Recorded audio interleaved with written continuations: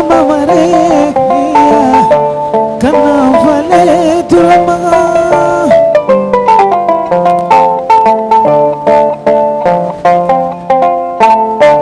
lagadi turamaga zima mandekeleke muro kadi turamaga mba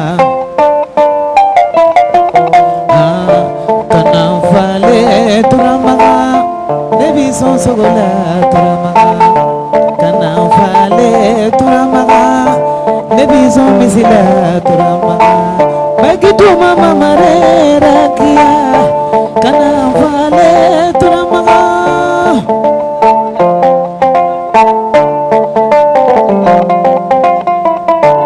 nyangana joma turamaga ni kanki jakuni la turamaga ni kanki jakuni la bagitu mama mare rakia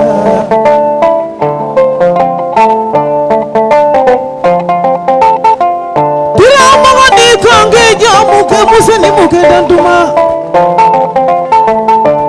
sajatu teresi wulola na kambani taga kambala yaya malamla ni songana ni juguso yekano le barigala. Le ministre dit qu'on ne vous souhaite pas la bienvenue, on vous dit bonne arrivée. Bonne arrivée alors. Merci, bonne arrivée chez moi. Voilà, tout à fait, bienvenue chez vous, bonne arrivée. Ma première question est la suivante. Pourquoi tant d'énergie? Pourquoi tant d'engagement? Pourquoi tant de sacrifices? Pourquoi tout ce parcours? Vous investissez beaucoup, vous investissez de vous-même, de vos pensées, c'est beaucoup d'engagement. Qu'est-ce qui vous motive chaque matin?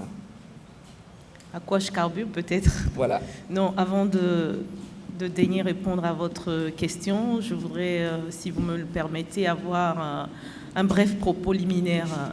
Il est difficile de rentrer dans le vif du sujet sans présenter ma gratitude à tout ce parterre de personnes et de personnalités que vous êtes.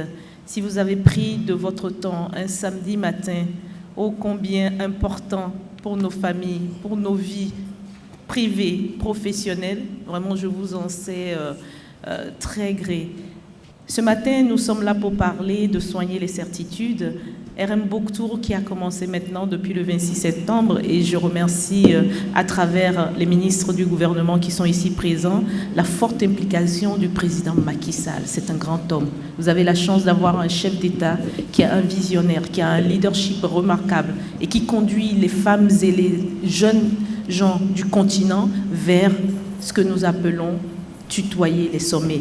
Et c'est pour cela que Dakar, pour moi, est d'une grande importance. Dakar, c'est l'apothéose de ce tour qui nous a amenés dans plusieurs capitales africaines, et pas seulement des capitales. Chaque fois que je me retrouvais dans un pays pour échanger autour de cet ouvrage, j'allais effectivement à la rencontre de ces groupes cibles, j'allais dans des localités au-delà donc des capitales. Monsieur Gaius, Monsieur Yokossi, je vais essayer de vous répondre à présent. Pourquoi tant d'énergie? Je pense que vous devrez questionner Dieu, parce que la foi qui est la mienne fait que je ne me sens pas du tout principal artisan, même si c'est ce que je promeus. J'estime que nous donnons le meilleur de nous-mêmes, mais qu'il y a une volonté quelque part qui ne dépend pas entièrement de nous. En tout cas, cette force dont vous me parlez, cette énergie, cet enthousiasme, je pense que je cueille tout ça de quelque part. Mais c'est vrai que j'y mets beaucoup de moi et je pense que tout au long du débat, on en parlera, notamment de la question de la spiritualité de l'effort qui, naturellement, fonde toutes ces actions. Très bien, merci. Pouvez-vous revenir un peu sur l'étape particulière de Dakar? En quoi est-ce que le Sénégal était important pour vous? Le Sénégal était important pour moi à 3 titres, si je dois me résumer. Le premier titre, c'est que, comme je l'ai expliqué chaque fois qu'on m'interroge, mais pourquoi c'est le président Macky Sall qui a préfacé votre ouvrage?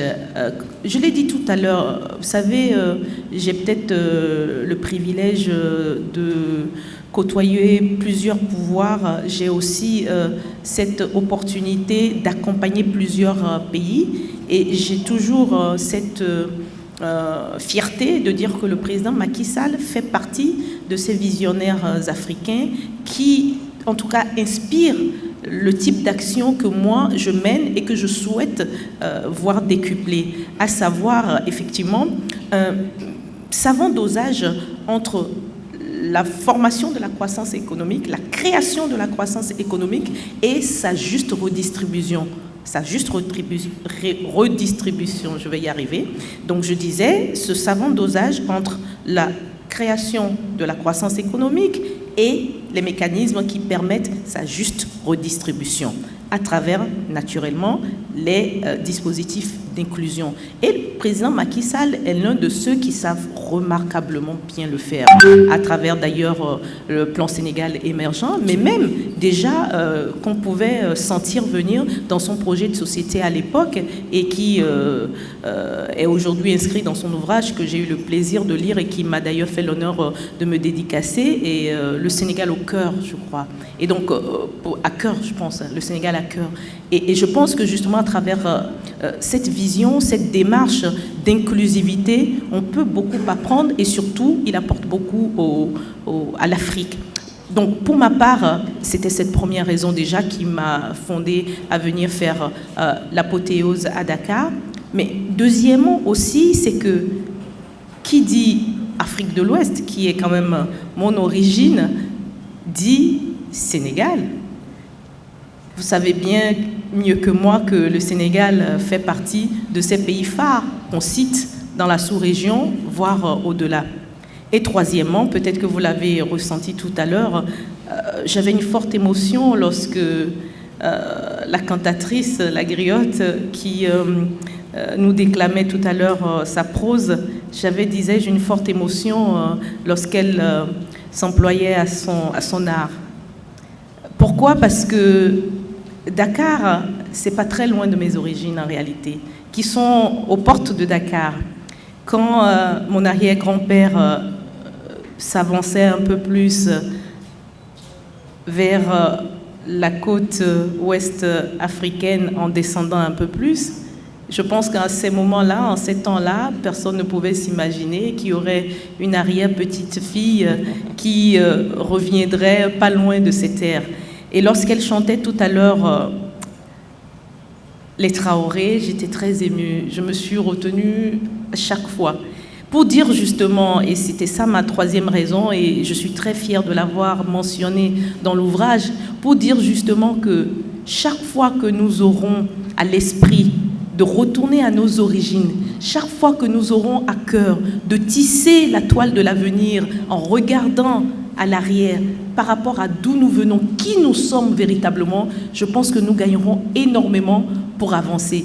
Puisque moi, je vous assure que chaque fois qu'on chante les louanges des Traoré, on les appelle les Traoré, chaque fois qu'on les chante, je me sens portée par une énergie qui me propulse. Et j'entends souvent mon grand-père.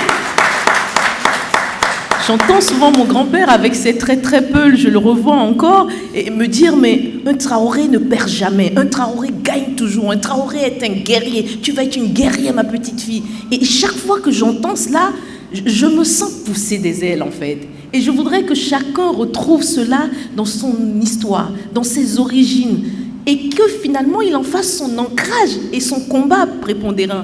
J'entendais la griotte chanter mon père Malam Yaya, je l'entendais chanter ma mère Sadiatou, je l'entendais chanter les Traoré dans leurs grandes épopées, et je l'ai entendu chanter l'Empire Songhai, qui est mon empire d'origine. Cette épopée glorieuse de l'Empire Songhai qu'aujourd'hui on ne raconte pas suffisamment, et on veut nous faire croire que ce sont les civilisations modernes extérieures qui sont les plus florissantes. Non, nous sommes originaires d'un empire riche, un empire fort, un empire intellectuellement assis. Notre empire Songhai que j'ai voulu aujourd'hui magnifier à travers mon boubou, j'espère que vous l'avez noté. Cet empire-là, ce qu'on ne vous a pas suffisamment dit, et moi j'ai fait des recherches autour de notre empire Songhai, c'est qu'il avait réussi à former une masse critique d'intellectuels déjà à l'époque qui réussissaient à pousser tout l'empire vers le haut. Mais alors, est-ce qu'on a besoin d'aller très loin pour chercher cette énergie positive, cette culture qui peut faire de nous des jeunes gens, des jeunes femmes, des gens tout simplement qui savent tutoyer le sommet? Merci, Madame la Ministre. Merci. Et justement, dans ce message que vous avez à transmettre, dans cette connexion avec les racines, pour vous, la cible de la jeunesse, cette jeunesse qui entreprend, cette jeunesse qui a des projets, elle est importante pour vous? Absolument, absolument importante, étant entendu que l'Afrique aujourd'hui, c'est le continent le plus jeune au monde. Il ne faut pas qu'on se voile la face. La majorité des Africains aujourd'hui ont moins de 18 ans. Tout à fait. Et à ce moment-là, cela veut dire que nous avons une forte pression sur l'emploi. Or, cette forte pression sur l'emploi, si on y prend garde, c'est qu'on risque effectivement de créer des effets boomerang. Mais qu'est-ce qui répond à ce besoin? C'est justement l'entrepreneuriat. C'est pour ça que moi, dans, mes combats, dans mes initiatives, je reviens toujours à l'entrepreneuriat. Et c'est pour ça que je voudrais vraiment féliciter l'équipe dynamique de la CPEM. Absolument. Parce qu'ils font un travail remarquable. Et ce n'est pas pour rien si j'ai accepté d'aller avec la couveuse de la CPEM pour porter mon message à partir de Dakar. Vous savez, il y a tellement de discours autour de l'entrepreneuriat, mais il y en a peu qui réellement implémentent. C'est pour ça que, à travers le Think and Do Tank Team RM, c'est d'ailleurs pour ça que c'est un Think and Do, c'est-à-dire penser et agir. Et à travers donc le Think and Do Team RM, nous allons à la rencontre et nous allons souvent en partenariat avec des incubateurs, notamment récemment, par exemple, lorsque nous avons fait le RM Book Tour en Côte d'Ivoire, nous avons été vers 2 incubateurs essentiels qui sont extraordinaires en matière de partage d'expériences. Et c'est là aussi un peu ce que nous ne faisons pas suffisamment en Afrique, les partenariats sud-sud. Nous pensons souvent que la meilleure des richesses, que la meilleure des expériences doit venir forcément de l'extérieur, surtout de l'Occident. Or, moi j'ai vu des expériences remarquables à Dakar, au Sénégal, des expériences remarquables en Côte d'Ivoire, etc.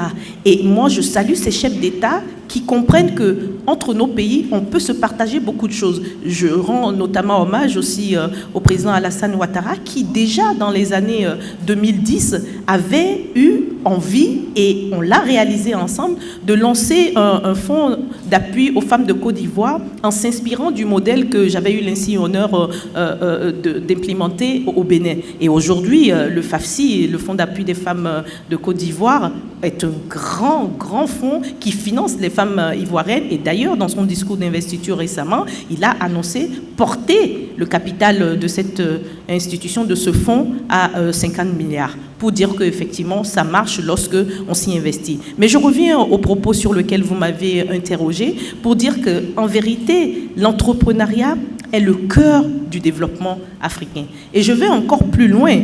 Cette masse que nous voulons mettre au travail, on est tenu de travailler sur la notion d'employabilité. C'est-à-dire que cette employabilité qui va même plus loin, qui est de l'auto-employabilité, qui nécessite, au-delà de ce que nous mettons en place comme mécanisme, c'est-à-dire des politiques publiques qui favorisent l'entrepreneuriat, mais il y a aussi la notion de l'investissement personnel pour la promotion de l'entrepreneuriat. C'est pour ça que je valorise énormément les incubateurs. En Côte d'Ivoire, par exemple, lors de cette tournée dont je parlais, on a rencontré, par exemple, Cerco, qui est donc un incubateur dans la technologie, et on en reparlera sans doute avec les jeunes quand ils viendront, parce que la technologie, c'est l'avenir.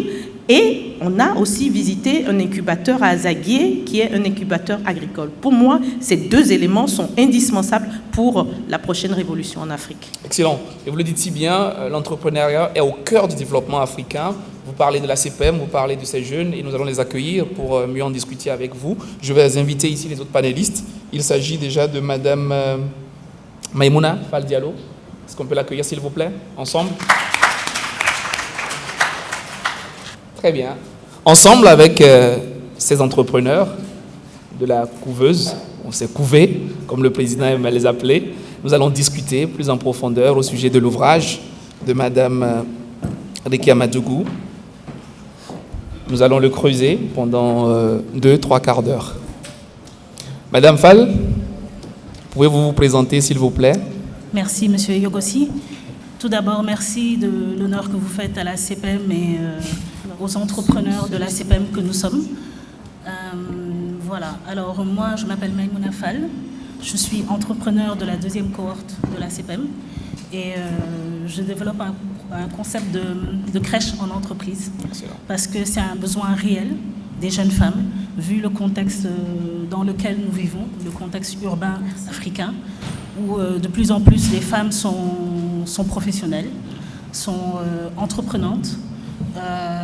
Et pourtant, on sait que la charge de la famille revient bien souvent à la femme.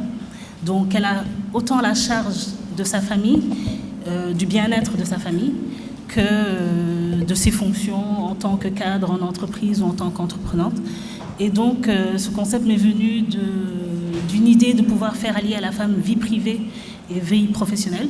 Vous en parlez comme tout le monde un peu ici. J'ai lu le synopsis de votre livre et je pense que vous parlez beaucoup de cet équilibre-là, spirituel, professionnel, personnel, qui est important au développement de toute société.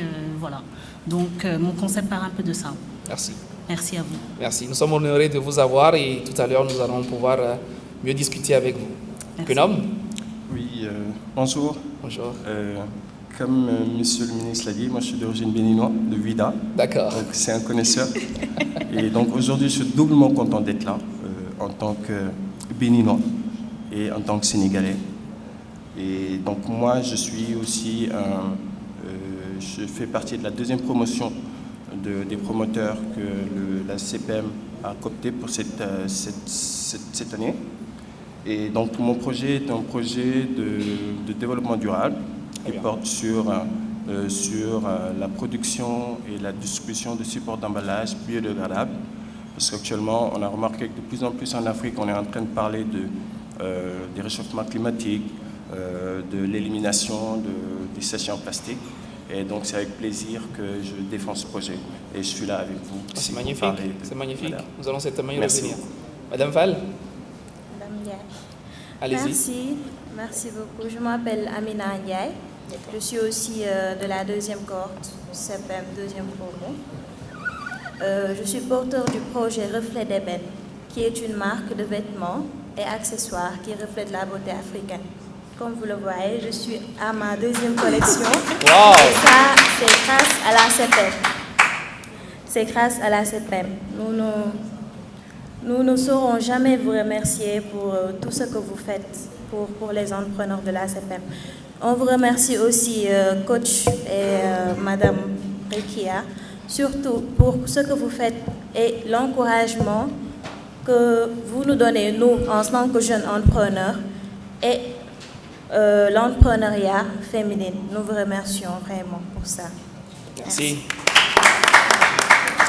Voilà, à présent, nous allons ouvrir les questions. J'imagine que vous voulez entendre l'auteur, Madame Madougou, sur certaines thématiques, sur certains développements qu'elle a eu à mentionner dans son ouvrage. On pourrait commencer par vous, Madame Maïmouna Diallo. Vous avez une question pour commencer? Oui, merci.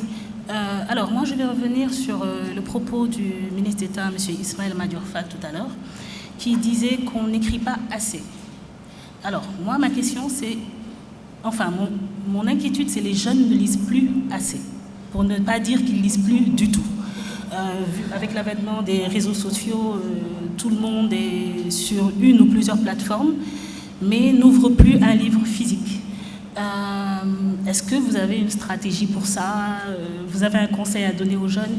Parce que je parle plus aux jeunes entrepreneurs que nous sommes. Vous avez parlé tout à l'heure de l'importance de la formation. Et la formation, ça ne s'arrête pas à l'école ou dans un centre de formation. On sait que le monde bouge très vite. Et dans le domaine dans lequel on est, il est toujours bien d'aller chercher les nouveaux concepts qui sont sortis, les nouvelles évolutions. Et les jeunes ne lisent plus assez. Donc, que pouvez-vous nous dire pour nous pousser à lire plus? Je pense que la problématique que vous évoquez est très pertinente et d'acuité en ce moment où justement les réseaux sociaux ont pris le dessus dans notre vie quotidienne. Mais ce que les gens ignorent, c'est qu'on peut énormément apprendre sur les réseaux sociaux. Alors, pour moi, il y a deux choses. Il y a effectivement le livre physique qui de plus en plus disparaît, mais qui a toute son importance et je vais l'illustrer par un exemple personnel bientôt. Mais ensuite, de l'autre côté, il y a il faut que nous travaillions en fait à une meilleure consommation, à une consommation plus optimale des réseaux sociaux. Parce que en vérité, les contenus qui intéressent le plus les jeunes ou même la grande majorité des citoyens qui vont vers les réseaux sociaux, ces contenus-là, hélas, ne sont pas les contenus les plus instructifs. Et donc, il nous appartient justement d'aller vers des politiques publiques de régulation et de réglementation autour de l'usage des réseaux sociaux pour finalement que les contenus accessibles à nos terminaux, que les contenus accessibles à travers nos réseaux soient majoritairement des contenus qui nous instruisent. Évidemment, vous me direz dans la pratique comment cela va se faire. Non, cela s'est fait dans des pays où on s'est aperçu que en bloquant l'accès, par exemple, à des contenus dégradants, même pour la dignité de nos pays, eh bien, on arrive à travailler sur le mental. Je suis une grande démocrate, mais je ne vous cache pas que moi, j'ai aimé, par exemple, une expérience chinoise. Il fut une année, je crois que c'était l'année dernière, on était allé à un sommet, justement Chine-Afrique, et j'ai découvert, comme tout le monde, qu'on n'avait pas accès à certains sites, on n'avait pas accès à certaines chaînes. Au départ, on était tous choqués parce qu'on se dit mais c'est pas possible, c'est quoi ce pays où on n'a pas accès à l'information de façon très libre, etc. Et de fil en aiguille, avec ma propre expérience pendant ce séjour-là, je me suis rendu compte que c'est un séjour qui m'a été très rentable parce que finalement, je ne perdais pas mon temps sur des contenus ou des sujets qui, à la limite, ne m'apportaient rien, bien au contraire, me distrayaient de la mauvaise façon et finalement, j'ai consacré mon temps à l'essentiel. Bien entendu, j'ai pris un extrême, mais on peut trouver un juste milieu entre ces deux extrémités et se dire que nous avons le devoir d'abord et avant tout de promouvoir la culture à travers la connaissance et la connaissance se transmet notamment à travers les livres. Et je suis persuadée que si nous poursuivons nos efforts collectifs dans le sens justement de la promotion du livre, on réussira beaucoup de choses. Et je vous parlais tantôt d'expérience personnelle, parce que j'en ai également parlé dans le livre, pour dire que le citoyen de demain que nous voulons fabriquer, le citoyen économique notamment, il commence par l'éducation que nous transmettons à nos enfants. C'est indispensable. La culture de cette spiritualité de l'effort qui finalement forme la notion d'autodiscipline et d'autorigueur. Je rends grâce à Dieu, moi j'ai le bonheur de vous raconter, et en privé je peux montrer à certains dans la salle, que hier matin, je reçois un message de mon fils qui a 11 ans, mon fils aîné, mais un super message, j'ai rendu grâce à Dieu, qui me dit « Coucou maman, j'espère que tu vas bien, depuis hier qu'on s'est parlé, j'ai le bonheur de t'annoncer que je suis le premier de ma classe, et en plus de ça, on me dit que, donc pour le premier trimestre, on me dit que j'ai eu les meilleures notes dans toutes les matières que tu aimes bien, à la fois donc dans les matières littéraires, mais aussi en sciences physiques et en mathématiques. » Je me dis « Mais waouh !»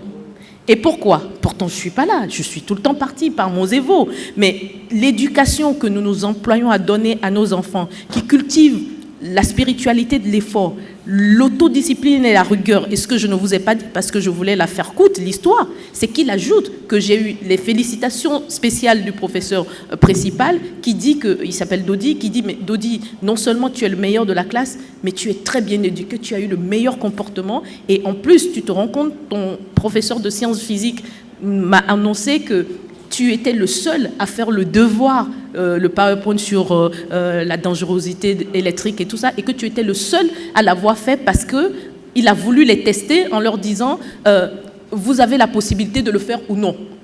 C'est facultatif. Faites tel PowerPoint, c'est demain, c'est trop tôt, enfin c'est trop tard, mais bon, faites.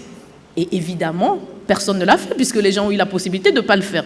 Mais lui, il l'a fait. Et donc, il a été félicité pour ça. Pourquoi je raconte cette anecdote? C'est pour dire que c'est extrêmement important ce que nous transmettons, l'éducation que nous recevons.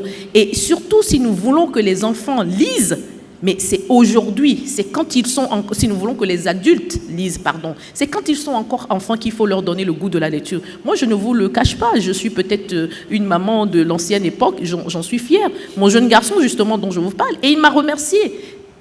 Lui, par exemple, pendant l'année scolaire, en dehors des vacances, il n'a pas accès à son téléphone portable. Je ramasse tout, moi, tout, tablette et tout ça. Et son ordinateur et sa tablette, les seuls sites auxquels il a accès, ce sont les sites de recherche pour se former. Et donc, pour dire que si nous voulons que les enfants lisent, d'ailleurs, pour Noël maintenant, mes enfants ne recevront pour la plupart que des livres. Parce que justement, moi, c'est ce qui m'a formé et c'est ce qui m'a aidé à me cultiver, à avoir envie d'aller chaque fois rechercher de la connaissance. Donc, conclusion, le livre, il gardera toujours son importance pour peu que nous, les parents, nous en fassions la promotion auprès de nos enfants. Tout à fait. Excellent. Merci. Merci bien.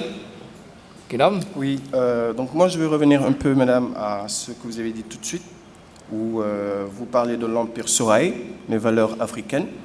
Et moi, ça me touche vraiment, parce que je pense qu'aujourd'hui, en tant qu'Africain, pour moi, ça doit être la base pour le développement. Et donc, dans le livre, vous avez dit que vous avez parlé d'instituts de formation et de dressage de l'homme, et vous dites qu'ils doivent servir à produire des citoyens économiques rentables. Pensez-vous que le modèle de l'éducation actuelle qu'on a en Afrique, les écoles, les universités, pensez-vous que c'est le meilleur modèle ou le meilleur support pour apprendre à nos enfants cette citoyenneté économique rentable dont vous dites dans le livre? Je ne ferai pas la langue de bois, et je l'ai d'ailleurs notamment dit, et je pense d'ailleurs que plusieurs de nos chefs d'État en sont conscients, mais évidemment, nous sommes face à un pachyderme qui a la peau très dure. Je vous dis très clairement que la plupart de nos universités classiques produisent en masse des chômeurs. On ne va pas se voiler la face. Et il y a une semaine exactement, j'étais encore dans une université à échanger avec des jeunes comme vous, notamment à l'université d'Abomey-Calavi au Bénin. 2-3 semaines plus tôt, j'étais à l'université Félix Houphouët-Boigny, pour dire que ce que je note fondamentalement dans nos universités, au-delà justement de cette volonté que notre jeunesse a envie d'apprendre et que je salue, il y a cette mentalité qu'il faut déconstruire. Et j'ai fait la différence nette. C'est pour ça qu'aller sur le terrain est formidable. J'ai fait la différence nette, disais-je, dans le mindset, dans la mentalité entre les jeunes que je rencontrais donc, dans les universités classiques et les mêmes jeunes en fait, de la même famille, de la même collectivité, de la même localité que je retrouvais par ailleurs dans des incubateurs agronomiques, incubateurs technologiques. La mentalité était totalement différente. Même génération, même pays, mais rien à voir. Concrètement, il s'agit de quoi? Il s'agit de se dire que quand on va rechercher de la connaissance, ce qu'on cherche, ce n'est pas seulement le savoir, mais c'est aussi la compétence. Et quand j'interroge les jeunes, je leur dis, ok, très bien, vous êtes en formation 4e année philosophie, 4e année sociologie, c'est très bien, de toute façon, vous apprenez à tout le moins en culture générale. Mais concrètement, qu'est-ce que vous voulez faire de votre vie? La plupart du temps, ce sont tout le temps des emplois classiques. Et je me suis rendu compte que, malheureusement, pour ces milliers de jeunes que je rencontre dans les universités classiques, beaucoup attendront à être employés quelque part. En revanche, quand on les prend dans les incubateurs, tous, autant qu'ils sont, que j'ai pu interroger, avaient déjà un projet en main. Qui voulant mettre en place une unité de transformation de nos produits agricoles, qui voulant mettre en place une unité de jus de fruits, qui voulant créer un cabinet d'expertise pour appuyer justement les micro-entreprises qui se créent ça et là, qui étant dans l'intelligence artificielle. Et je voudrais attirer votre attention sur un point. Ce que vous avez appris à l'université, ce n'est peut-être même pas forcément ce qui va forger votre projet professionnel. Et j'ai noté, par exemple, au projet CERCO à Abidjan, qu'il y a des jeunes qui avaient des maîtrises en sociologie, il y avait une jeune dame qui avait une maîtrise en philosophie, mais qui aujourd'hui travaille dans l'intelligence artificielle.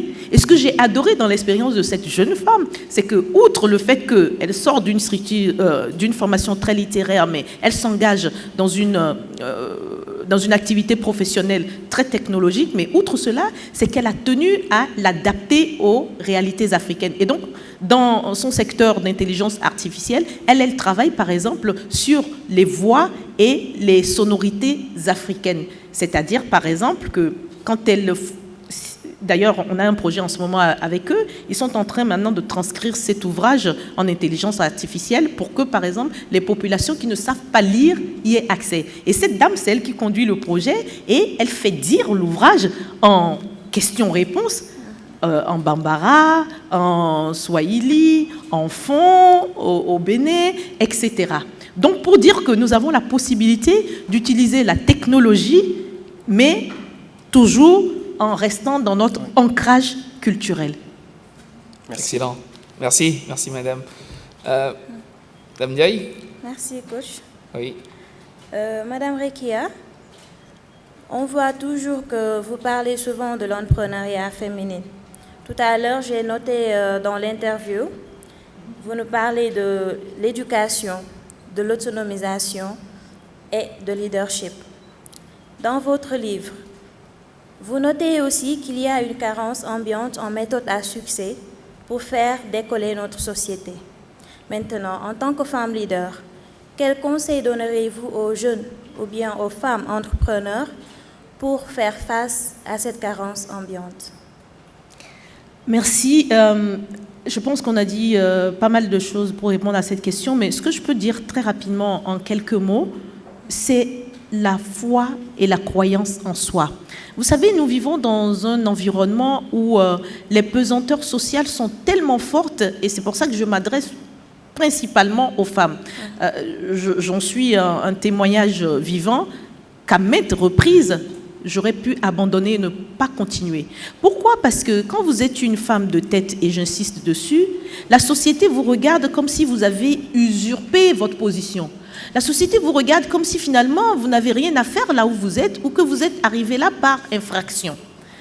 Il se fait simplement que vous avez envie justement chaque fois de démontrer que vous êtes là parce que vous le méritez. Vous êtes là parce que vous en avez la compétence. Comme disait tout à l'heure Monsieur le ministre d'État, justement, la légitimité de faire ce que vous êtes en train de faire, on ne vous l'a pas offerte, vous l'avez arrachée de haute lutte. Et le conseil que je peux donner justement, c'est d'être dans cette quête d'amélioration continue. C'est-à-dire que ce que vous faites aujourd'hui, si on vous confie la même mission demain, elle doit être améliorée par rapport à ce que vous avez fait hier. Ne pas rester dans cette zone de confort où se trouve la majorité des gens. Ce que moi j'appelle la zone de confort où se trouve la majorité des gens, c'est le niveau médiocre qui est complètement en bas. Et puis le niveau moyen où vous avez plein de gens qui se satisfont déjà de ce qu'ils ont réussi à accomplir, etc. Mais pour atteindre le niveau de leadership, c'est justement quitter ces étapes-là, l'étape médiane, l'étape du bas, et se retrouver en haut où finalement vous n'avez que très peu de personnes. Mais la grande difficulté aussi quand vous êtes en haut, à la cime, c'est qu'à tout moment, la chute peut être dramatique. Et donc, plus vous êtes en haut, plus vous déployez des efforts pour à tout le moins y rester. Mais vous vous rendez compte que si vous déployez des efforts pour rester au même niveau, naturellement, vous connaissez la loi de la pesanteur, vous allez chuter. Et donc, tout en étant en haut, chaque fois, plus haut, plus haut, plus haut, plus haut. Merci madame, merci madame. Chaque fois plus haut, plus haut, plus haut. Et justement, là, vous mentionnez la possibilité de la chute qui guette toute personne qui tente d'évoluer. Et j'ai bien aimé le fait que dans votre ouvrage, vous traitez de la question de l'échec. Vous dites justement que l'échec pour vous, c'est le report du succès. Absolument. Pouvez-vous développer ce concept? Oui, justement, j'insiste sur un propos. C'est un chef d'État qui disait, pardonnez-moi que je ne cite pas son nom, qui fait partie donc de ces dirigeants avec lesquels je travaille sur le continent, et qui disait, quand Rekia réalise ou conduit un projet, si par malheur quelque chose se produit mal dans ce projet, c'est que vraiment elle aura tout donné et finalement on a du mal à lui faire des reproches sur ce projet. Pour dire quoi? Pour moi, c'est vraiment l'un des meilleurs compliments qu'on m'ait fait. Pour dire que tout ce que vous entreprenez, tellement vous donnez le meilleur de vous-même que quand l'échec arrive, c'est que vraiment vous n'avez pas à vous auto-flageller. C'est que vous avez tellement tout donné que finalement, c'est peut-être les 10% d'impondérables que vous ne maîtrisez pas, qui ne dépendent pas de vous, qui ont fait que vous avez échoué. Mais attention, c'est pour ça que je l'énonce dans l'ouvrage.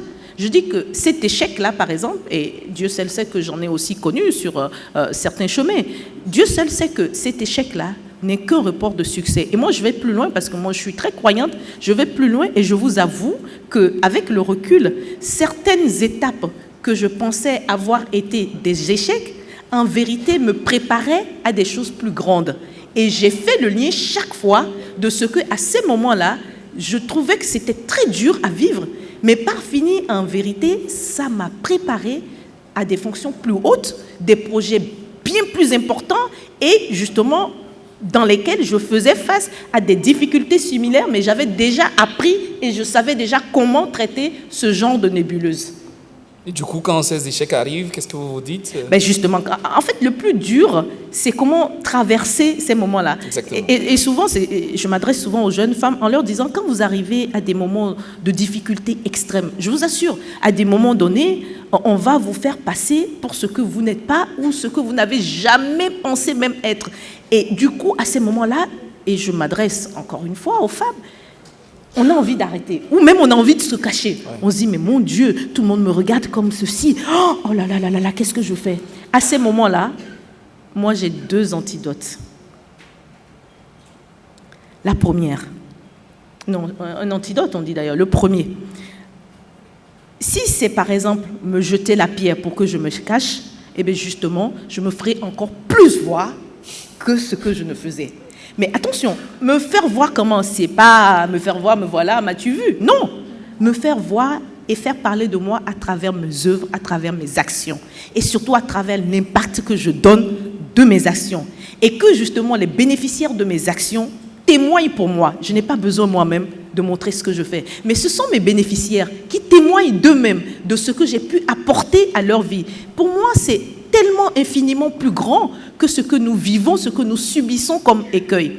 Deuxième élément qui est très important, c'est dans cette notion de spiritualité de l'effort. Et ce n'est pas pour rien que j'ai mis le thème spiritualité dans cette expression, pour dire que la spiritualité nous aide énormément. Je ne connais pas la méthode que peut employer un agnostique, mais en tout cas pour un spirituel, pour quelqu'un en tout cas qui a la foi, c'est de se dire que avec la foi, et cette foi-là, cette spiritualité, elle est à la fois une foi en un être suprême, mais aussi une foi en soi-même. Et donc, finalement, en ces moments-là, ce sont des moments de repli sur soi, mais ce sont des replis techniques, des replis tactiques, pour voir qu'est-ce qui n'a pas bien marché. C'est-à-dire une sorte de SWOT de soi-même, SWOT analysis, c'est-à-dire, bon, on essaye de voir un peu ses forces, faiblesses, où est-ce qu'on a failli, qu'est-ce qui a manqué, et tout, et qu'on essaye de travailler. Ce que je ne cesse de dire aux jeunes, même quand vous avez fini une formation, aux entrepreneurs, même quand vous avez mis en œuvre un projet, chaque jour que Dieu fait, vous devez être en mesure de questionner ce projet. Est-ce que justement j'ai retenu les meilleures approches? Qu'est-ce que mes concurrents font en termes d'innovation? Comment je peux faire pour anticiper le développement du marché? Vous avez vu par exemple des produits qui étaient très excellents comme le BlackBerry, qui était même d'ailleurs un produit phare utilisé par le président Obama. Mais parce qu'à un moment donné, la dimension recherche, la dimension anticipation n'est pas allée assez vite, mais d'autres fabricants ont sorti d'autres produits qui aujourd'hui ont pris tout le marché des smartphones.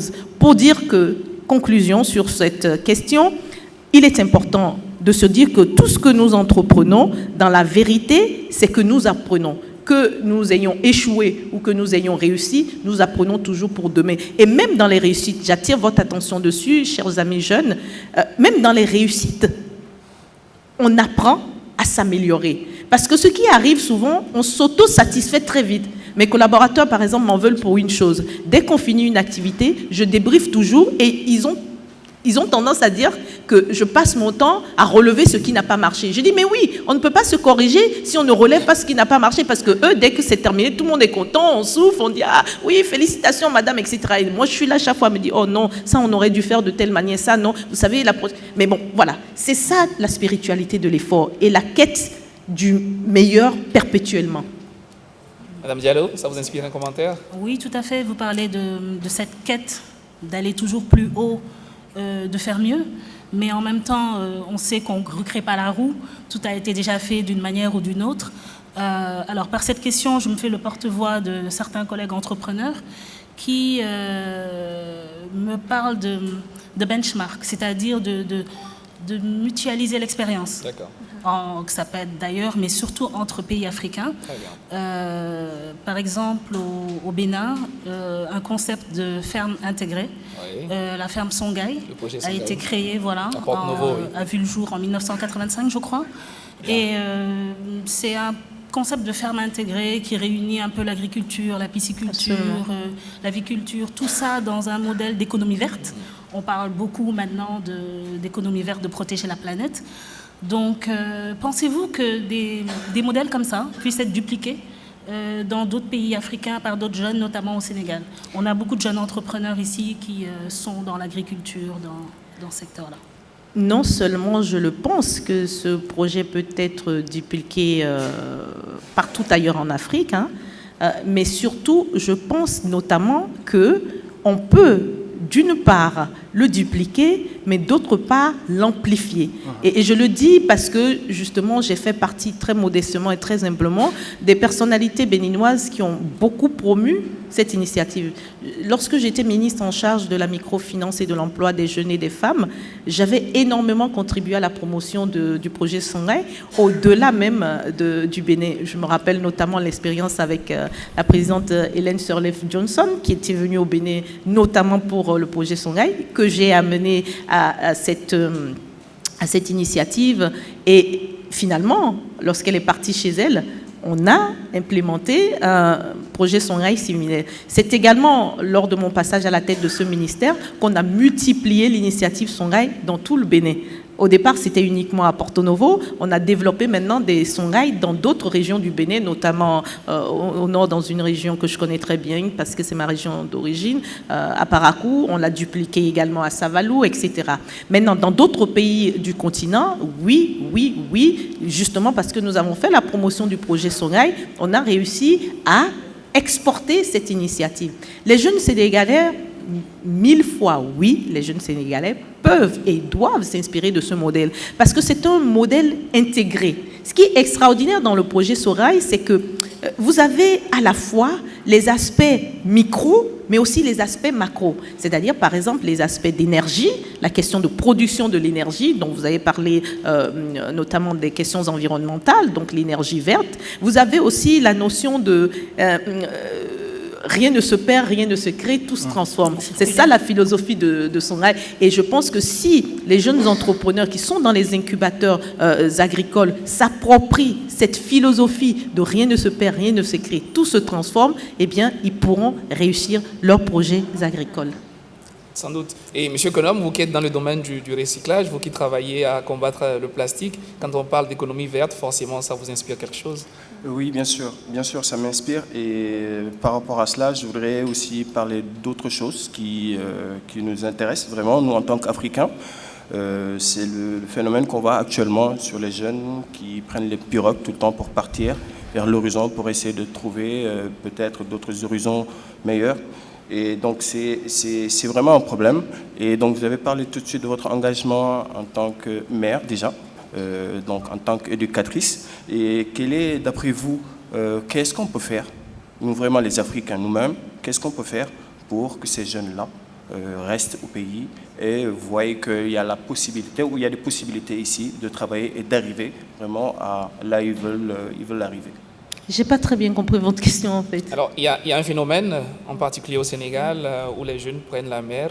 Le ministre, tout à l'heure, en avait parlé. De l'immigration. Voilà, pour le problème de l'immigration. Donc, quelles sont peut-être vos pistes de réflexion dans le sens de garder ici nos talents et nos compétences? Non, évidemment, cet épineux problème de l'immigration clandestine est très frappant. Il est frappant en ce sens où nous vivons sur un continent très riche. L'Afrique, on le sait tous, est le continent qui détient la plus grande superficie de terres arables, malheureusement très peu exploitées. L'Afrique est justement le continent qui a le plus fort potentiel de développement. Je parle de potentiel, mais en même temps, malheureusement, l'Afrique est encore, en termes de ratio, le continent qui produit le plus de chômeurs, évidemment, rapporté à sa population. Mais tout ça parce qu'à la base, nous, quand je dis nous, je parle de l'élite africaine, nous n'avons pas encore suffisamment compris qu'il faut que nous mettions en place des mécanismes qui absorbent le maximum de jeunes Africains.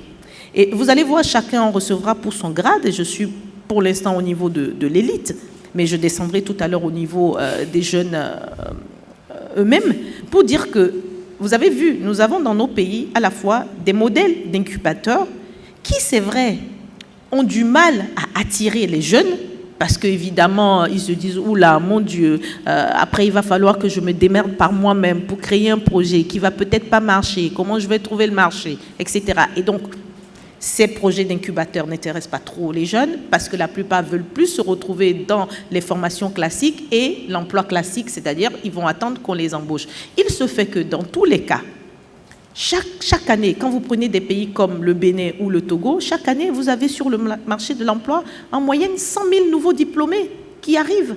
Comment vous faites? Mais pour cela, parce que nous ne pouvons pas absorber cette force vive qui est disponible, parce que même la formation, elle n'a pas été orientée incubateur business à la base, on se retrouve avec une dichotomie entre les besoins du marché de l'emploi et évidemment ce que nous produisons en termes de formation. Et pour éviter cette question d'immigration peu désirée, parce qu'il y a aussi l'immigration qui enrichit et qui apporte de la connaissance, mais pour éviter la fuite de nos têtes pensantes, de nos bras valides et autres, parce que rassurez-vous, hein, ceux qui partent, ce ne sont pas forcément les plus nuls, hein, ce sont des gens qui, dans des situations autres que celles qu'ils vivent, ce sont des gens qui peuvent aussi être en mesure de contribuer à la création de la richesse dans leur pays. Et donc, il faudrait que nous œuvrions le plus possible à créer des mécanismes qui incluent ces personnes dans un dispositif de production de richesse. J'insiste sur ce fait parce qu'il me semble que nous n'avons pas encore suffisamment pensé à ces initiatives à grande échelle. Pour l'instant, on le fait sur le continent dans certains pays, comme par exemple ce que j'ai cité notamment, mais ça reste embryonnaire et ça reste des micro-initiatives. Moi, je valorise beaucoup les micro-initiatives parce qu'au moins, ça nous donne des pilotes, ça nous montre que ça peut marcher. Maintenant, il nous reste à monter à échelle, à porter à échelle ces initiatives pour évidemment absorber le plus de jeunes. Et donc finalement, quand j'en arrive aux jeunes eux-mêmes, j'ai aussi mon coup de gueule parce que je me dis que bien souvent, les dispositifs qui sont mis en place, tant que ce n'est pas un dispositif qui dit bon, vous êtes formés, vous êtes diplômés et puis demain on vous embauche, ça n'intéresse pas les jeunes. Beaucoup de jeunes ont du mal à s'avancer dans ce type de promotion, dans ce type d'initiative. Et il faut en fait user de beaucoup de persuasion. Moi, je raconte souvent mon expérience personnelle. Quand j'étais ministre en charge de la microfinance et de l'emploi des jeunes, je me rappelais comment on organisait par exemple ce qu'on appelait le samedi des métiers. Et on organisait souvent des rencontres avec les entrepreneurs, les jeunes, donc ceux qui avaient envie donc, de s'insérer dans la vie active, et les formateurs. Donc, on parlait de curriculum de formation et on s'arrangeait justement pour que les jeunes aient à l'esprit les besoins de l'économie du pays en lien avec les orientations stratégiques de développement. Mais je vous assure, et on passait de préfecture en préfecture pour que tout cela ne soit pas limité au Bénin. Mais je vous assure, on avait du mal à mobiliser les jeunes à cela. Dans le même temps, et même si c'était le même jour, si ces jeunes-là apprenaient qu'il y avait une manifestation politique, qu'il y avait un homme politique qui vient parler de politique, qui vient parler de présidentielle, de législative, alors là, mais ils sont nombreux pour dire que cette mentalité qu'il faut déconstruire, nous en avons besoin aussi au niveau de la jeunesse. Absolument, Merci. absolument. Merci Madame le Ministre. Le débat il est très intéressant, passionnant. On est à court de temps. On va donc prendre une dernière question par personne et ensuite ce sera votre mot de fin. Par personne. Une dernière question. Une dernière question, d'accord. Ce sera celle de qui? Oui, Merci, allez-y. coach. Bon, la dernière question, ça sera au nom de tous mes collègues entrepreneurs. Oui. Tous mes collègues entrepreneurs. C'est toujours dans l'entrepreneuriat féminin. Mais un peu égoïste, mais bon. C'est bien. Non, c'est bien. non, vous C'est pas faites égoïste. bien parce qu'il y a une discrimination qu'on doit corriger, donc vous faites bien. Allez-y. D'accord. Maintenant, on voit au Sénégal, la plupart des gens qui font des formations en entrepreneuriat ou bien qui qui ont des financements pour pouvoir réaliser le projet sont la plupart des femmes diplômées. Maintenant, qu'en est-il des femmes dans les milieux ruraux, non scolarisées et sans ressources additionnelles au processus de la financement inclusif et comment leur permettre d'avoir facilement accès au crédit et d'œuvrer dans l'entrepreneuriat? J'adore cette question qui me permet d'ailleurs de faire un petit chapeau pour dire que on a longtemps pensé que intelligence équivalait à formation classique. On a longtemps pensé que les femmes, par exemple, qui sont dans le monde rural, n'étaient pas suffisamment intelligentes, en tout cas pas assez intelligentes, comme celles qui sont des femmes intellectuelles. Mais alors là, c'est encore une certitude qu'il faut soigner. En tout cas, personnellement, l'expérience que j'ai faite aux côtés de ces femmes, des braves femmes qui sont dans le monde rural et qui, je vous assure, ma foi, ce sont des femmes qui ont de l'énergie, ce sont des femmes qui ont de l'allant, ce sont des femmes qui savent bonifier ce que vous leur confiez. Ce sont des femmes à qui, par exemple, vous faites un crédit de 30 000 francs CFA à l'époque et qui, en 2 ans, passent de l'étape micro à une étape internationale. Et j'ai un exemple en tête pour vous dire que c'est possible et je l'ai vu, je l'ai fait et on l'a décuplé, on l'a démultiplié dans d'autres pays. C'est qu'on avait une dame qu'on a prise à travers le programme de microcrédit aux plus pauvres que nous avions mis en œuvre avec le leadership du président Boniaï au Bénin. Et on s'est aperçu que ces dames-là, elles empruntaient 30 000 francs CFA. Vous imaginez, 30 000 francs CFA. Donc, elles sont parties de rien du tout. Je les ai vues, on a commencé ensemble. Est-ce que vous imaginez que celle d'ailleurs qui est devenue la présidente de ces femmes-là, en l'espace de 2 à 3 années, elle a changé son logis, c'est-à-dire qu'elle s'est construite une maison mieux. Tellement elle a développé son leadership, parce que c'est beaucoup de choses après, tellement elle a développé son leadership que finalement, elle s'est organisée. Et il y a un exemple que j'aime toujours donner pour démontrer que ce sont des femmes qui sont très intelligentes. Il y a un produit financier qu'on avait lancé à l'époque, mais je vous assure, ce produit financier n'a pas été élaboré par nous. Ni les partenaires financiers, ni les IMF, ni les banques, ni le ministère. Alors, ce produit financier a été inspiré par ces femmes. Et vous savez comment? À un moment donné, alors qu'on réfléchissait à de nouveaux produits, parce qu'on les voyait grandir, évoluer, elles passaient très vite de l'étape de 30 000 à 50 000 à 100 000 qui était prévue, et on était à l'étape de 500 000 qu'on s'imaginait pour elles. Un jour, elles sont venues me voir et elles ont dit, bon, vraiment, nous avons une proposition à vous faire et on a même déjà essayé, ça a marché. Je dis, ah bon, c'était quoi cette proposition? Elles disent, bon, voilà, ce que nous voulons faire maintenant et ce que nous avons essayé qui a très bien marché. À l'approche des fêtes de fin d'année, c'est là où nous faisons le plus clair de notre chiffre d'affaires. Ce que nous avons pensé, le crédit que vous nous faites, c'est vrai, nous sommes pauvres, nous n'avons pas de garantie, c'est pour ça que vous nous avez mis mise en groupe solidaire. Ce que nous vous proposons maintenant, ce n'est pas de prendre plus de risques entre nous, mais nous nous sommes organisés pour maintenant rassembler les 100 000, 100 000 ou 30 000 que vous nous faites là. Nous collectons cela et nous désignons 1 à 2 d'entre nous. À l'époque, c'était la destination Dubaï qui battait son plein et tout, et la Chine. Et nous désignons certaines d'entre nous qui vont, par exemple, fabriquer des prototypes, reviennent et démultiplient au pays, ou alors simplement racheter de la marchandise parce que beaucoup étaient dans la distribution et revenir. Pourquoi je donne cet exemple-là? Cet exemple nous a amené à penser à un produit saisonnier qui s'adapte à leurs besoins, mais sur la base de leurs propres idées. Et ce produit a super bien marché et a inspiré le refinancement de ces coopératives.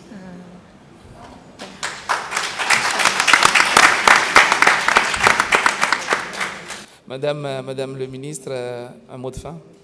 Le mot de fin, c'est vraiment, je ne vais pas remercier puisqu'on a quelques étapes pour clore la journée, mais ce que je veux dire par rapport au point de ce panel, c'est que véritablement l'Afrique a la possibilité d'aller au-devant de son histoire. Je pense que nous avons été pendant longtemps des spectateurs et de plus en plus, notamment à la faveur de cette crise qui nous fait nous redécouvrir, le changement de paradigme est possible. Nous discutons de plus en plus en forme de relation décomplexée avec le reste du monde et je pense que nous devons davantage insister sur ces aspects. Et je m'en voudrais de ne pas finir mon propos sur ce panel sans remercier ces braves jeunes entrepreneurs. Ils ont été formidables. C'est l'Afrique dont nous rêvons. Vous avez vu des jeunes entrepreneurs décomplexés en ma présence. Et pour moi, j'ai trouvé cela formidable et je trouve que la CPEM fait un travail remarquable pour que nous puissions avoir des gens comme ça et qui sont capables de prendre la parole devant n'importe quel public de façon très à l'aise, de façon très aisée et même de titiller votre intelligence, de titiller votre écrit. C'est ce qu'ils ont fait et je vous prie de les applaudir. Merci. Merci beaucoup, merci encore. Nous allons raccompagner les 3 panélistes pendant que je vais inviter Madame Marietou Sissoko et son équipe. Merci à vous.